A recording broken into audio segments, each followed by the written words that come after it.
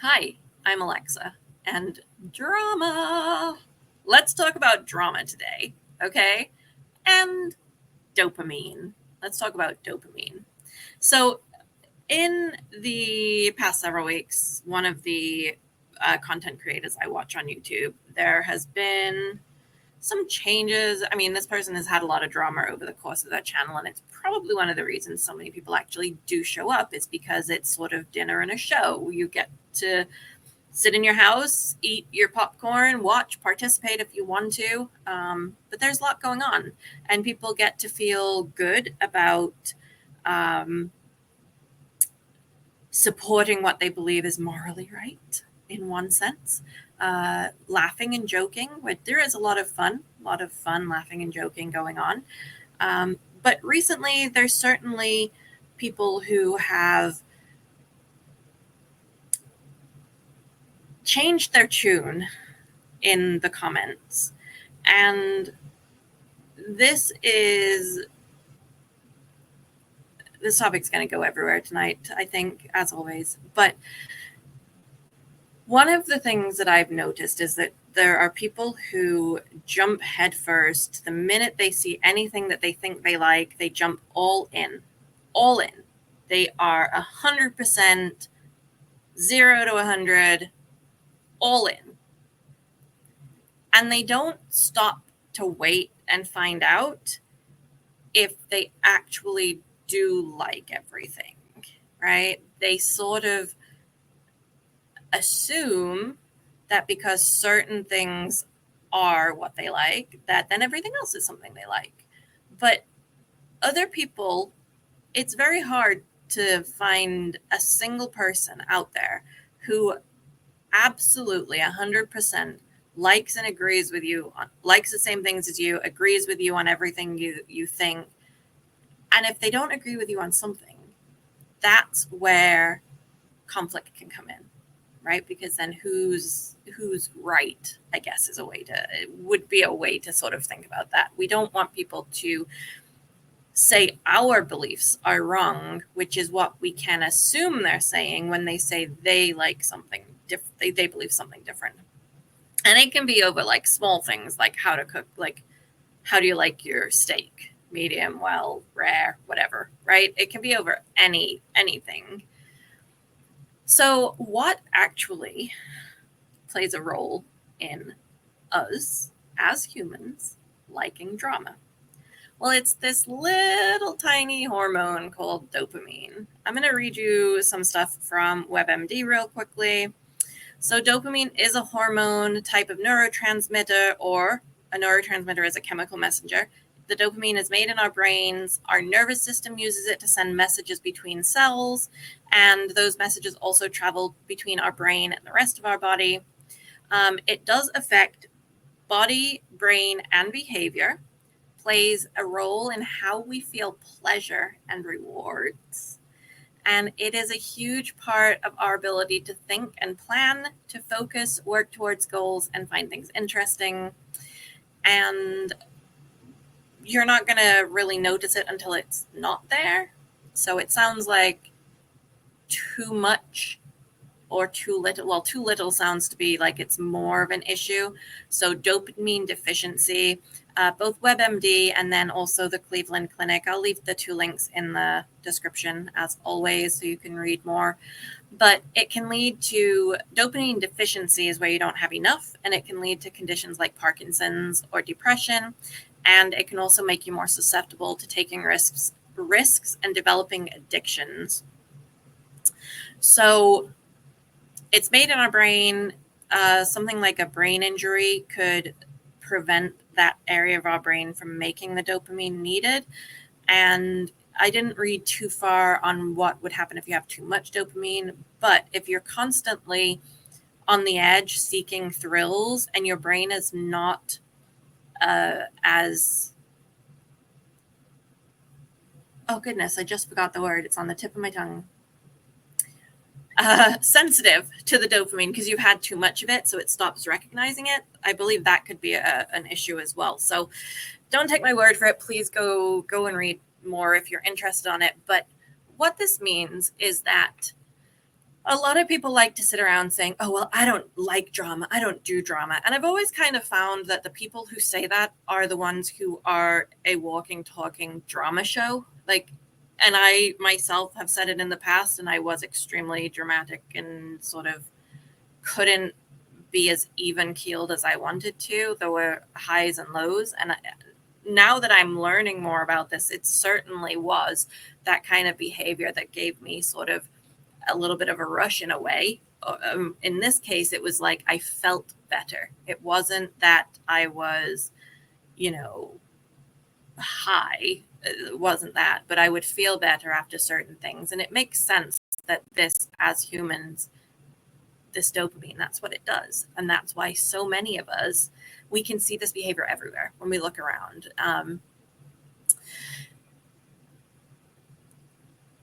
It's one of those things where drama is not just the extreme. Drama is literally sitting at your keyboard watching a movie or watching the comments on a YouTube channel. Not even participating, but just reading them is a form of drama and can affect the hormones in our bodies because our brains are taking in the information, we are processing it, dopamine can be released. And I'm watching this situation unfold, and this is just one situation happening right now. But I'm linking this to other things that I see throughout my life, throughout culture, throughout the world. It's a common theme with all of us. We love drama, and we need to be more realistic about it. Now, I like my drama in a more controlled manner. I like to be in my nice, peaceful little apartment, in my nice, peaceful little life. And then I can turn on the TV or I can turn on a YouTube video, and then I can walk away when I'm like, yeah, I think I've had enough for today. And I don't go and watch all of the videos for these creators. There's quite a few. They're not daily, but several a week. But I did go and watch one yesterday, so that's why it's on my mind. And it was really, after several weeks of saying that they don't participate in that kind of stuff, they did exactly what they said they don't do. And I'm like, you kind of need to stop saying you don't do something, because that's what's leading to one of the issues with people saying, well, you lied. You said you don't do this. And a more honest way of saying it, which maybe this is the way they meant it when they said it, is that I don't like to do that. I try to avoid it. And that's true. They have been trying to avoid it for the most part, from what I can see. And obviously, I am not where they are. I don't know the behind the scenes going on. But it's so fascinating to me that this is such a microcosm of human nature and human behavior. And it all comes back to this common hormone that we all have inside of us. And this is one of those things where I love to learn more about human nature. And that includes the physiology, that includes the psychology, that includes the sociology, so sociology in the terms of society does impact us and how we grow up and what we think is normal because we grow up within it. In some instances, this is the first thing that just came to mind and it's gross, but in some instances, belching after you eat your meal is actually considered a good thing. It's supposed to honor the cook that you had such a good meal. Whereas in the culture I grew up in, you don't. It's considered so rude to burp in front of other people, right? Such a random top one that came to mind example, but that was just what came to mind.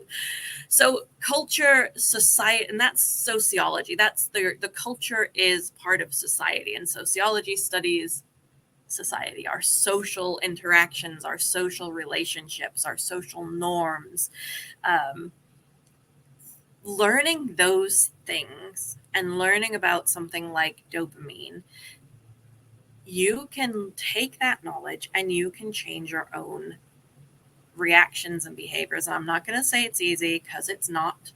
I certainly, especially when I was younger and dealing with trauma and the unresolved traumas from my childhood, I absolutely can see where it may not have been drama that like would be on a TV show or anything, but I would end up in situations where I'd sort of reach my limit and I'd break and I would say something or do something and it would be very dramatic. And I'd feel better afterwards because it was sort of a purging of the emotions. But now I'm realizing it was also that rush of the dopamine, which is a mood enhancer. What I have done over the course of my own life is I didn't like that up and down. It was very frustrating to me. And it still is, because it does still happen, when I was getting to the point where I couldn't deal with stuff anymore. And I had to sort of learn the reasons why, which does include learning about looking back at the trauma in my life, looking at what that does to someone, and finding ways to work through it and to heal and grow. But it also is learning about things like dopamine and dopamine rush. And the amygdala. So the amygdala is our reptilian brain. I might have said that earlier, but I'll say it again in case. It reacts. It is instinct. It actually will react before your brain has time to process the information. It's faster. The information goes through your amygdala before it gets to your thinking, rational brain. So one of the things that I do try and do is stop myself and pause.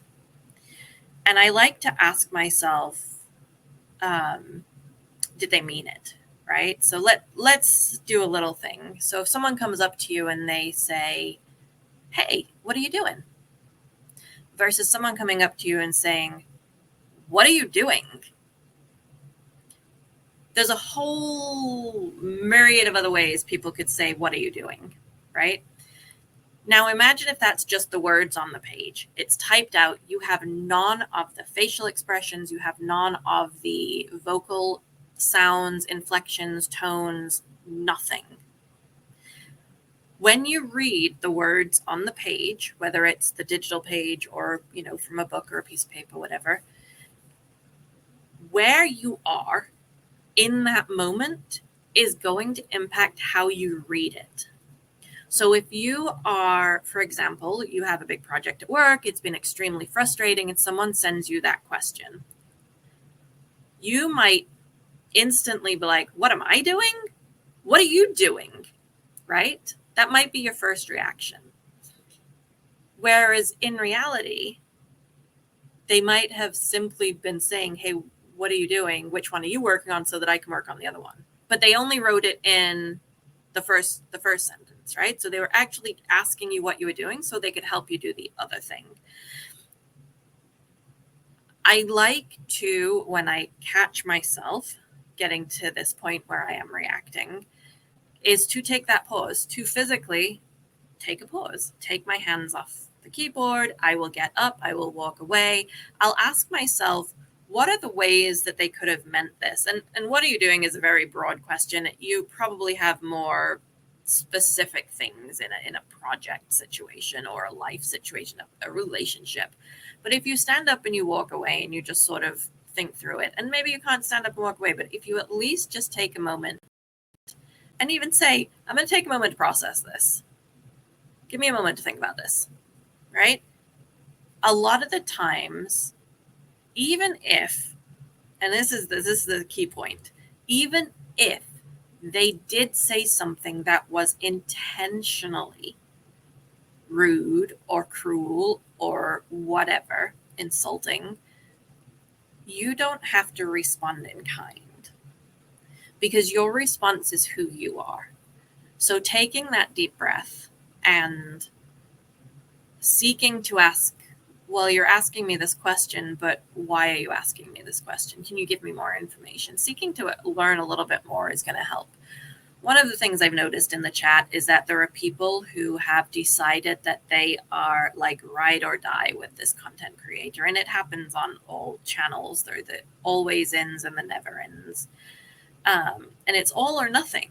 And a lot of us fall into this trap, and it's a trap across all of our lives, across every aspect. It's all or nothing for a lot of people, where any attack on this person, any valid question of, hey, well, you said this, but previously you've said something else. Can you explain why you're saying the opposite now? And listen, people change, people grow. I'm fully aware of that. I'm just sort of giving an example here. Instead, what they're saying is instantly, oh, you're a troll. How dare you come in here and criticize this person? And how dare you attack them? And trolls are just going to troll, and trolls shouldn't be listened to. Well, yeah, a true troll, you shouldn't feed them. They will end up continuing behavior because they are getting a dopamine rush sitting back watching you lose your mind over what they said, right? And if you think about it that way, this person is I'm not going to give this person pleasure for their bad behavior. I'm not going to participate. I think for me, having had to walk away from two relationships, family relationships with narcissists, the not participating is a lesson that I certainly have taken on board and use throughout my life. Maybe I use it too often. That might be a discussion for another day. I don't know. Maybe. But I do know that it's a hard lesson to learn. And I do know that it also comes down to where you are in life and how you are doing. And today you might be in a better place to handle a troll than you are tomorrow. And it's also going to be about your dopamine, not just theirs, because you might get a rush from replying to the trolls. And we get a rush. And let's say this is an extreme situation where we're talking about like trolls in a chat or whatever, but even in just a normal conversation, feeling good that you've told someone something important can give you some chemical dopamine. So dopamine is fascinating. We're fascinating. Psychology is fascinating. Sociology is fascinating. Human nature, our drives, our needs, our wants, our desires, the things that make us who we are, goal attainment, everything. It's fascinating. I love it. I hope that I have shared something with you today. As always, I will drop the links below. Let me know your thoughts. And as always, I will see you on the next one. Be kind to yourself.